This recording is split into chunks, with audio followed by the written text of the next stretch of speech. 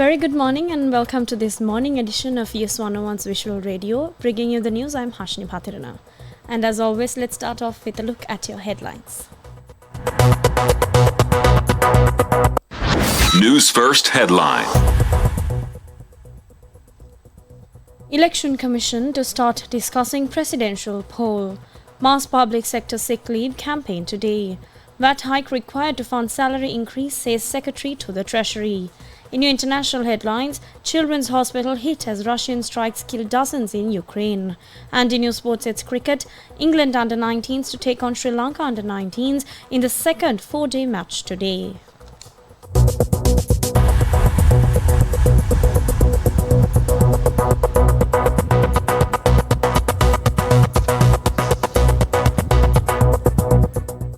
Now taking a look at your top story this morning, the government printer, Inspector General of Police and the Postmaster General have been summoned before the National Election Commission today to discuss matters related to the presidential election. Chairman of the Elections Commission, RMAL Ratnayaka, said that the discussion will address future procedures related to conducting the presidential election. According to the Constitution, the National Election Commission will be vested with the power to announce the presidential election after the 17th of July. Thereby, the chairman highlighted that steps will be taken to announce the date of the presidential election before the end of this month. Meanwhile, the National Elections Commission says that the 2024 electoral register has been certified. Chairman RMAL Ratnayaka said that the certified electoral register will be officially published before the end of this week.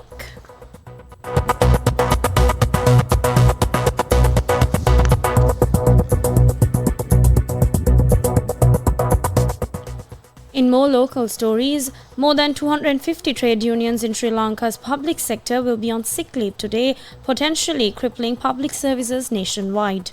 These include public management, development officers, drivers and office staff, among other organizations.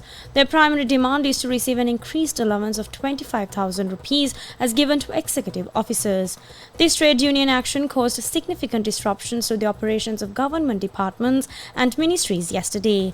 Meanwhile, the General Secretary of the Ceylon Teachers Union, Joseph Stalin, said the teachers and principals will engage in a sick leave protest today. General Secretary of University Non-Academic Employees Union, Ajit K. Tilakaratna, said that the University Non-Academic Employees Union will also engage in trade union action by calling in sick today. The strike by non-academic university staff marks its 70th day today. Their demand include an increase in monthly allowances and a reversal of a 15% salary anomaly. Meanwhile, postal workers continued their strike for the second day today, demanding to recruit staff vacancies at the Department of Posts, to provide permanent positions for non-permanent staff employees, and several other reasons. Over 20,000 postal workers across Sri Lanka's 4,700 post offices and sub-offices are engaging in this trade union action. United Postal Trade Union Front claims that this strike has resulted in the closure of 90% of post offices across the island. The co-convener of the United Postal Trade Union Front, HAR Nihal, warned that they will resort to a continuous strike if their demands are not met.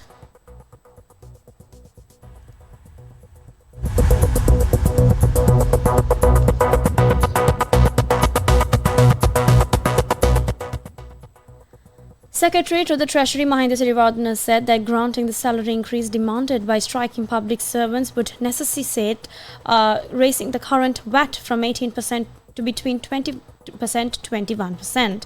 He emphasized that the government cannot impose such a burden on the public. Sirivardhana made these remarks during a discussion held at the Presidential Secretariat chaired by President Ranil Wickremesinghe concerning the demands of public service trade unions. The discussion addressed the trade union actions taken by several trade unions in the public service and explored potential positive solutions to their demands. A comprehensive report on this is now available on www.newsfirst.lk.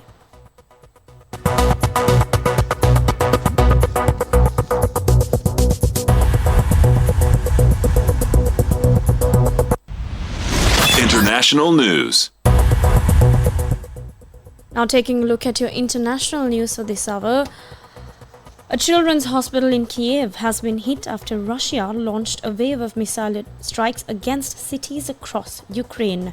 2 people died when the Ohmadiv Children's Hospital, Ukraine's biggest pediatrics facility, sustained major damage during the blast. President Volodymyr Zelensky's chief of staff said yesterday that 36 people were killed and 140 people were injured in the strikes. Russia denied targeting the hospital, saying it had been hit by fragments of a Ukraine air defense missile, while Ukraine said it had found remnants of a Russian cruise missile.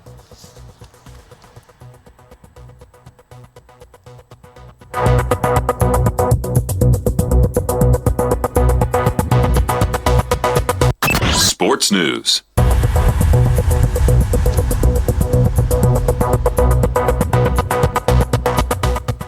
And finally, taking a look at your sports update for this hour, the second 4-day match between the hosts England and Sri Lanka under-19 teams will begin today. 2 4-day encounters will be played between the two countries, where the first match encounter was held at the Sir Paul Getty Stadium yesterday. Batting first in yesterday's match, the Sri Lanka under-19 team scored 177 runs by losing 5 wickets in 42.4 overs. Today's match will also begin at 3:30 p.m. local time at the Sir Paul Getty Stadium.